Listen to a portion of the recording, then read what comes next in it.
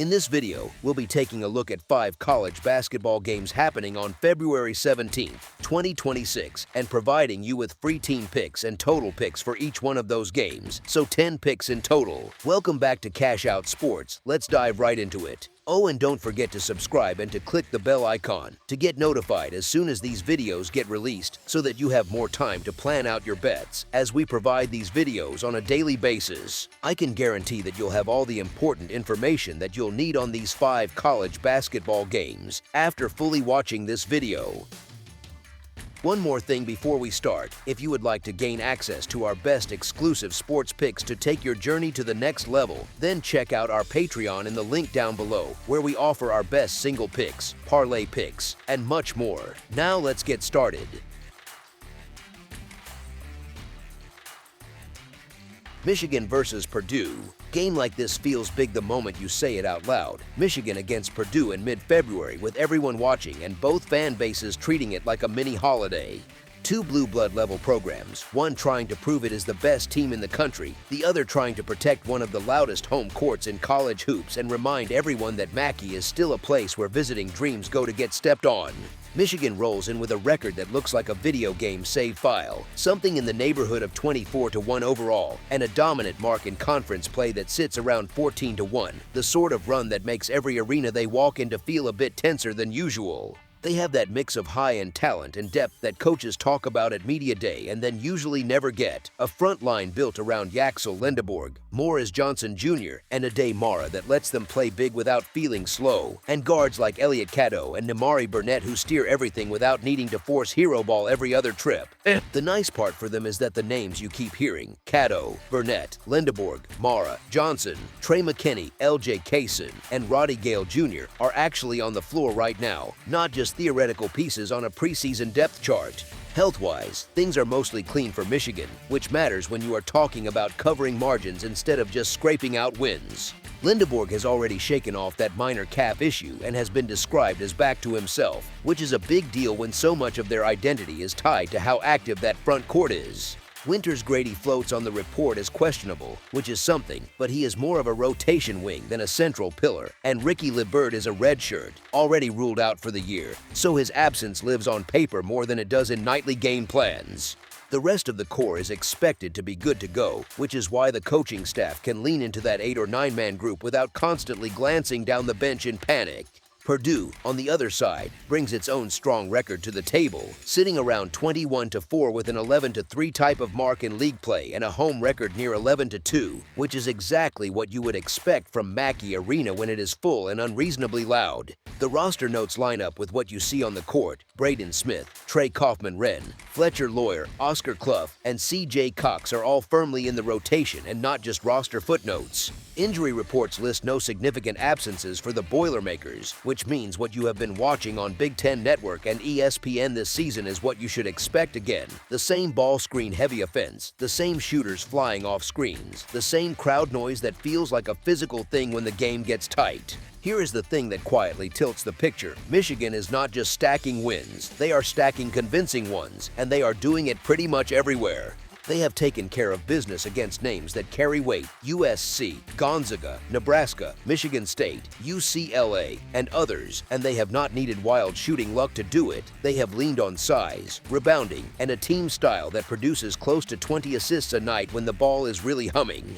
That kind of profile usually travels in conference because rim pressure, free throws, and depth age better on the road than streaky outside shooting does. And this group has already shown it, walking into tough gyms like Michigan State, Ohio State, and Oregon and coming out with wins, putting together an 8-0 type road record that just does not happen by accident in a power league. Now, Mackey is still Mackey, and there is no pretending that it is a casual spot to play, especially for a team that historically has not always enjoyed trips there, with only a handful of wins in more than 20 cracks at it stretching back decades. Purdue, backed by that crowd, usually squeezes extra points out of the atmosphere alone, which is a real factor when you start thinking about whether a favorite can clear the number instead of merely sneaking out with a one-possession victory. But when analytic models that rate every possession across the entire season still lean toward Michigan by a small but real margin, even after baking in the home court edge, it tells you something about how strong this version of the Wolverines actually is compared to a usual visitor. They carry one of the very best defenses in the country, paired with an offense that does not rely solely on hitting a bunch of contested threes. And that blend lets them absorb the expected Purdue runs and still keep control of the math over 40 minutes. The history says respect the building, the current form says respect the visiting roster more, and those two ideas tug in opposite directions until you decide which one you trust when real money is on the line. As our first pick for this matchup, the Michigan Wolverines to cover the spread as favorites is our full game side pick. Scoring-wise, the surface-level story almost begs you to think one way right away because Michigan piles up points in the high 80s and low 90s on a regular basis, and Purdue lives comfortably in the 80s too, so your brain immediately starts adding those together and picturing a fireworks show. It feels natural to assume that if both offenses have been cooking like that all year, this specific game will turn into a track meet where everyone just keeps running and scoring until the horn finally shows mercy. Honestly, that first impression is tempting, especially if you have watched these teams lay 20-point runs on people by themselves. Let me explain why that first feeling can be misleading and still kind of right at the same time. Purdue owns an elite offensive profile, and when they get into that 75 and above scoring zone, they turn into a machine, with a record around 19-1 when they reach that threshold, which is wild consistency. When they get dragged below that mark, they look very different, closer to 2-3 in that split, which tells you that their comfort zone is very much tied to hitting a certain scoring band. So the whole question becomes whether this setting, this matchup, this whistle crew, and this pace pull them toward the top of that band or keep them hovering underneath it. On paper, both teams can play up and down, Michigan especially, since they like to pressure, push off misses, and let their size clean up anything that goes wrong behind the play.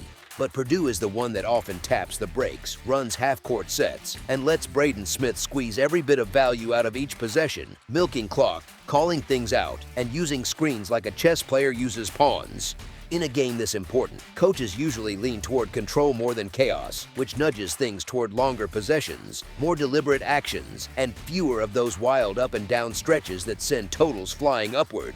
The defensive side of the scoring equation matters just as much, even if it gets less attention in highlight packages. Michigan brings one of the highest-rated defenses in the country, the kind of group that forces you into the second and third options of your offense and makes you burn clock just to find a decent look. Purdue is not quite at that same level on that end, but their defense is still solid, living in that respectable range where they are good enough to get key stops, especially when their own offense helps them set up by not rushing bad shots. Big Ten officiating in late February tends to allow a lot of contact, particularly around the rim, and when refs swallow the whistle a bit, you get more scrums, more resets, and more precious seconds bleeding away before a shot even goes up. All of that quietly chips away at the total number of possessions, and fewer possessions usually mean fewer total points, even if the offenses are very efficient. Computer models that track efficiency numbers and tempo have already nudged their projections slightly lower than what you see posted on the board, sitting a few points under the theoretical expectation that comes from simply adding season averages together.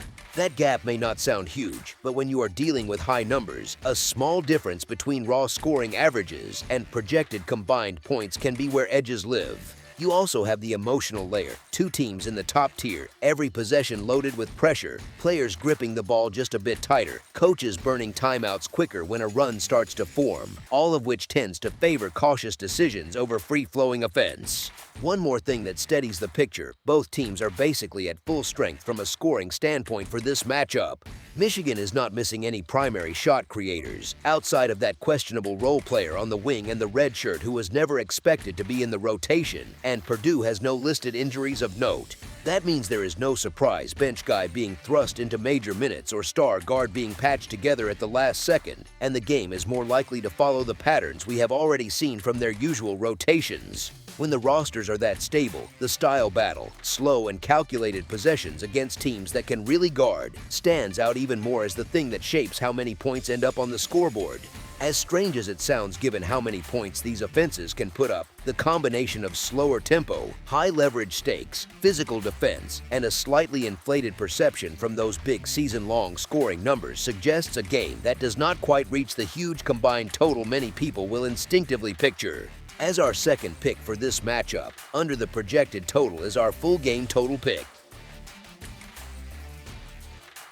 Villanova versus Xavier. Villanova walks into Cintas with the kind of quiet confidence that does not need a pep talk. It just needs 40 minutes of being itself. The record tells a simple story, 20-5 overall and 11-3 in league play, but the feel is what really stands out, a team that has been stacking solid games without a lot of noise or drama. 5 straight wins, a schedule that has already thrown some serious tests at them, and a group that looks more comfortable the tighter the score gets. That is the profile of a road favorite that does not panic when the crowd starts yelling. Xavier, on the other hand, brings a very different energy. 13-12 overall and 5-9 in the conference is not disastrous, but it does scream volatile. They can look like world beaters for 10 minutes, then suddenly spend 3 trips in a row staring at each other after a defensive breakdown. Their building is loud, their fans live for these Big East nights, and that emotion can absolutely juice a quick run, but it can also magnify every lapse when a more disciplined opponent keeps answering with clean, composed possessions. Villanova's style fits that grown up in a close game lane.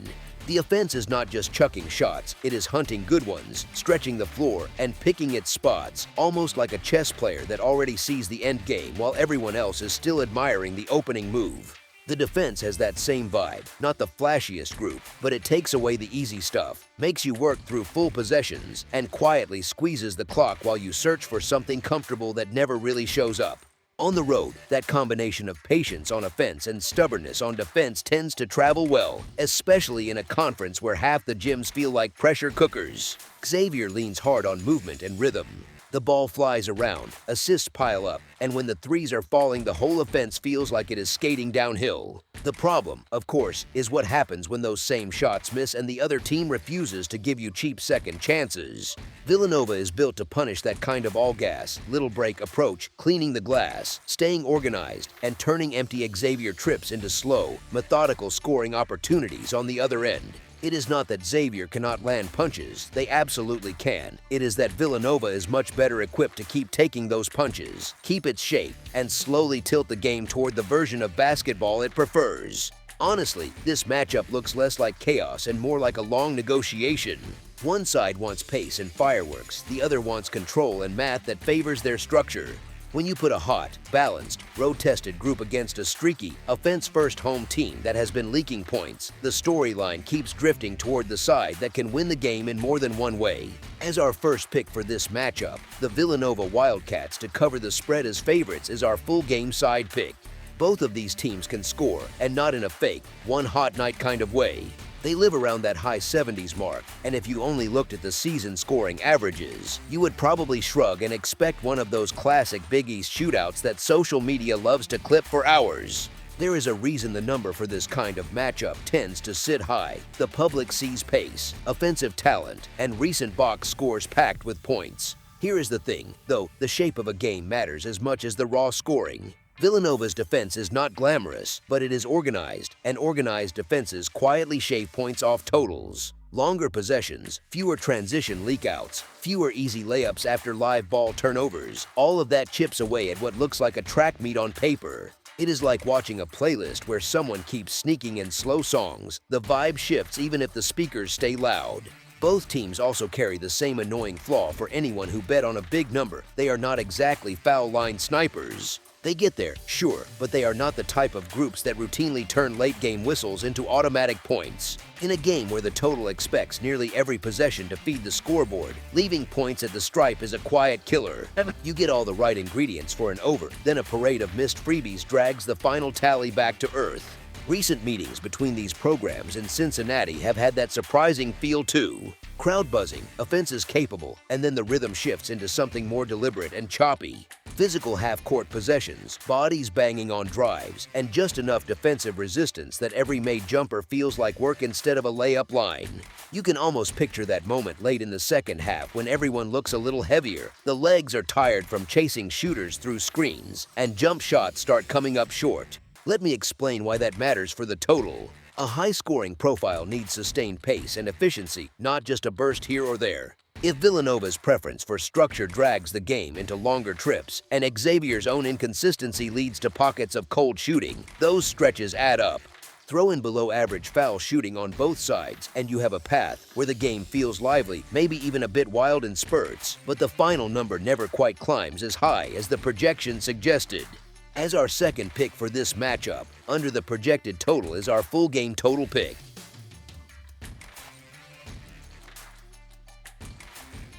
North Carolina versus NC State. This number really feels like it is tempting you to grab the shiny home favorite and not think too hard about it. North Carolina State is at home in the Lenovo Center, sitting a game ahead of Carolina in the league table, with the market treating the Wolfpack like the safer, more comfortable side.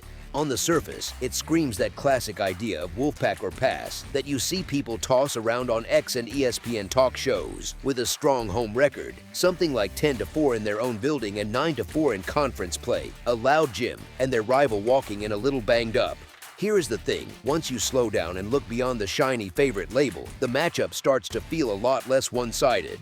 North Carolina is still sitting in that top 20 range in the polls, with a record around 20-5 that tells you they know how to stack wins, and their defense actually travels, holding opponents to roughly low 40s shooting from the field and just a bit over 70 points a night. That is not the profile of a fragile underdog. That is the kind of team that makes you nervous if you are holding a ticket on the favorite and the game is still close with 5 minutes to go.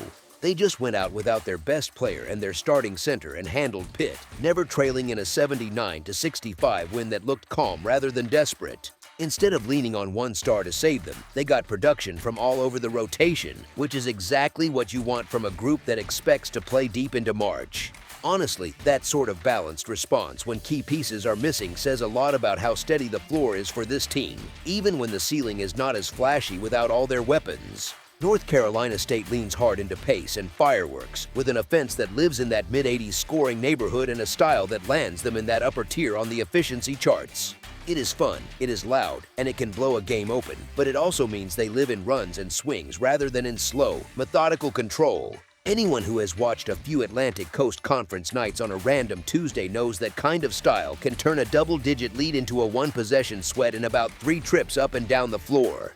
Carolina, over the long run of this rivalry, has taken 8 of the last 10 and has often owned the glass and the tempo when these two see each other. That history does not guarantee anything, but it does hint that the Tar Heels usually know how to nudge this matchup toward the kind of game they prefer, even when the crowd is red and very loud. So when you ask the Wolfpack not only to win this emotional spot, but to win it by clear margin against a deep, seasoned Tar Heel group, you are putting a lot of pressure on a style that is built more on swings than on calm control. The road record for Carolina, around 3-4, looks a little uglier than the way they have actually performed in those spots, with a few close results that could easily have flipped the other way.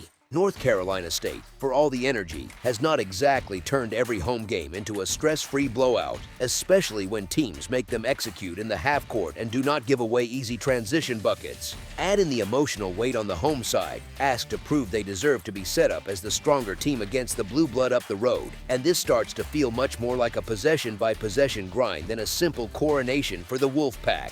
As our first pick for this matchup, the North Carolina Tar Heels to cover the spread as underdogs is our full game side pick. The projected total number suggests a game that looks like a track meet from the opening tip, something shaped by all the highlights these offenses have thrown out over the season. You hear that kind of expectation and your brain jumps to a shootout, but the details around who is available on one side point to a more grounded rhythm. Carolina's whole season took a sharp turn when Caleb Wilson, their star freshman and leading scorer, broke his left hand against Miami and ended up on the shelf with no clear timetable attached. He was flirting with lines in the neighborhood of 20 points and 9 boards a night, so taking him off the floor strips away a big chunk of their easy offense and a lot of their early clock scoring. Henry Vassar, the 7-footer who gives them length, rim protection, and a bit of spacing, missed the Pitt game after a late lower body or illness situation and was still being talked about as uncertain for this NC State matchup, somewhere between progressing and genuinely questionable. That is not just 2 names on an injury report. That is a huge slice of Carolina's quick-hitting offense, which naturally nudges the scoring environment downward. Yes, North Carolina can still score, and they reminded everyone of that by putting up 79 on Pitt with Jaron Stevenson, Seth Trimble, Luka Bogovac, Zayden High, and the rest of the cast sharing the load. The way they did it matters, though, because it felt more like a professional road win, with controlled possessions and mature shot selection, than like a frantic race where both teams are trying to get to 100.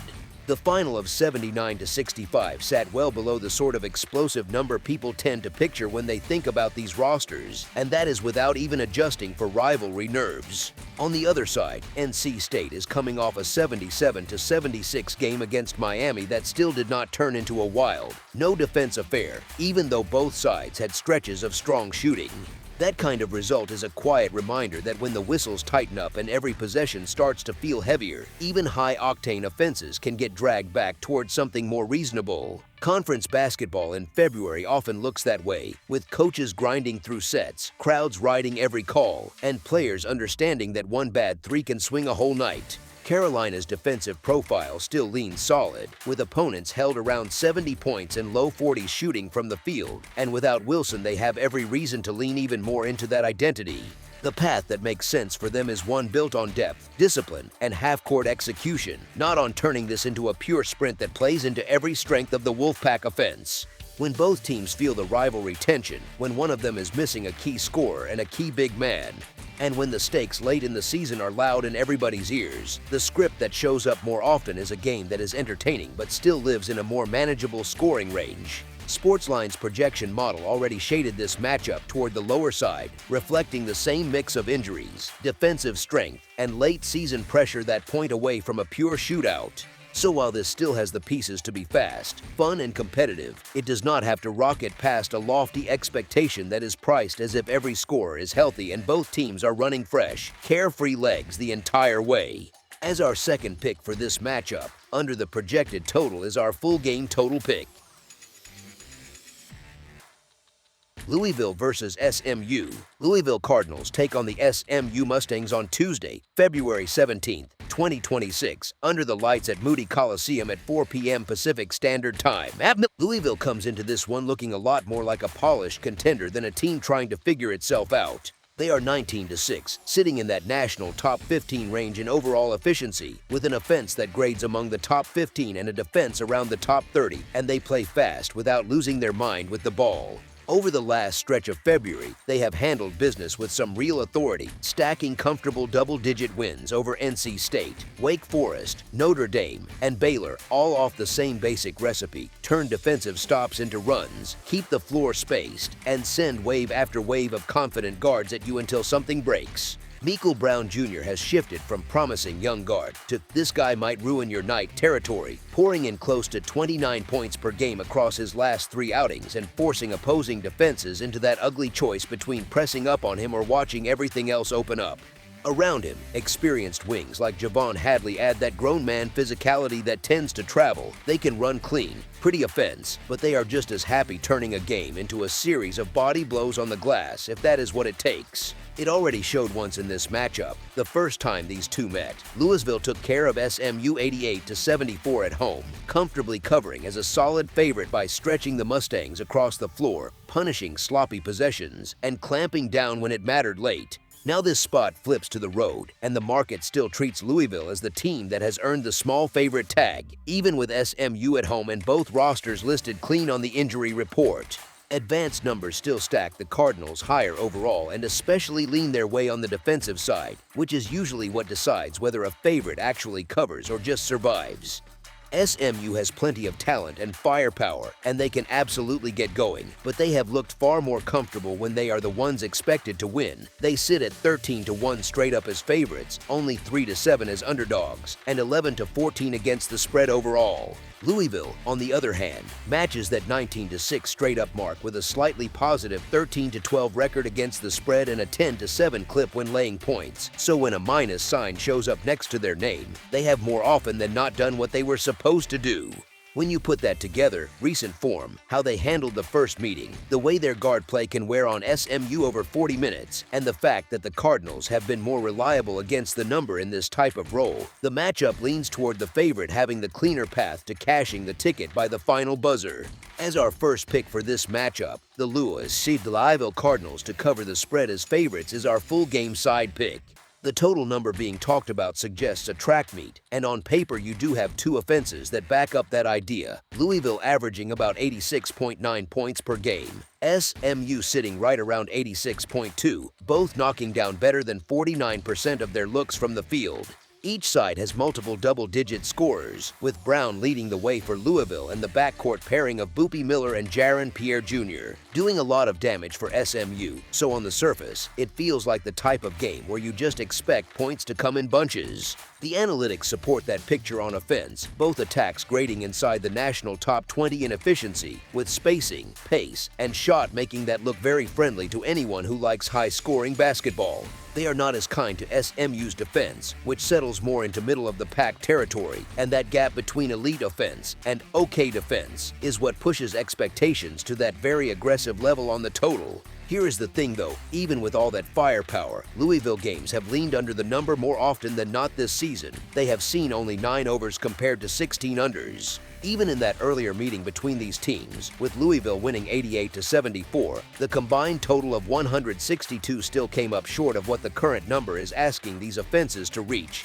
SMU has shown a bit more of a tilt toward higher scoring results, sitting around 14-11 on the overside, but a lot of that comes from half-court shot making rather than chaos basketball. Their turnover rate is reasonable, they rebound the ball well, and they are not built like a constant full-court press group that guarantees 40 minutes of out-of-control pace. College games that look like pure track meets on the stat sheet often slow down a bit in reality, especially when both coaching staffs have already seen each other once and have film of the first clash. In a rematch spot like this, it makes plenty of sense for SMU to put more emphasis on cutting off the early offense chances that killed them in Louisville, and for Kevin Kelsey to be fine with a slightly more measured game script on the road if it means keeping control.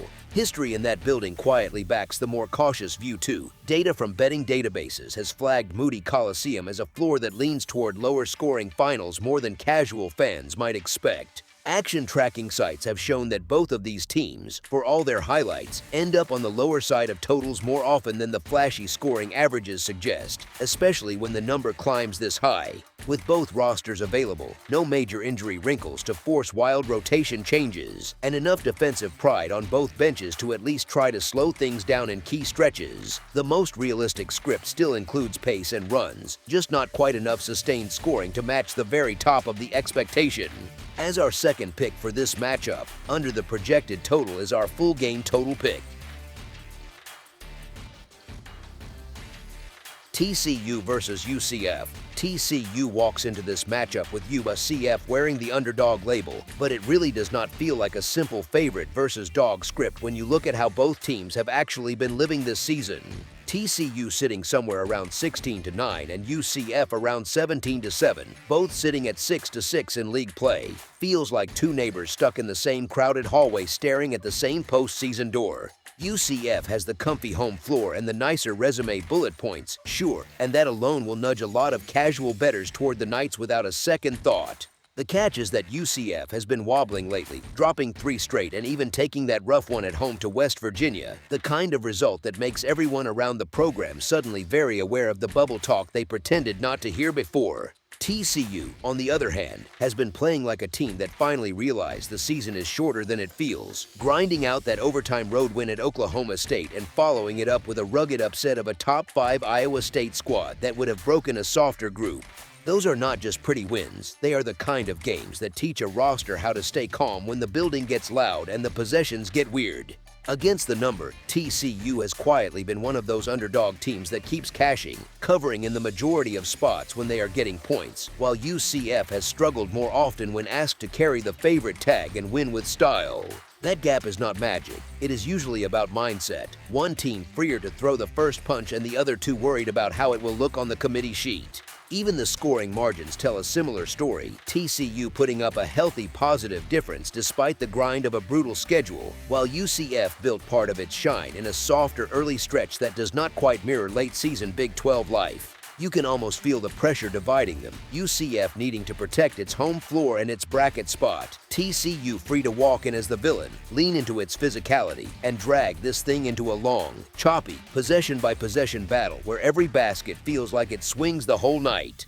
In a game that shapes up more like a street fight than a track meet, taking the points with the tougher, more comfortable roadside starts to feel less like a hot take and more like simple logic. As our first pick for this matchup, the TCU Horned Frogs to cover the spread as underdogs is our full game side pick.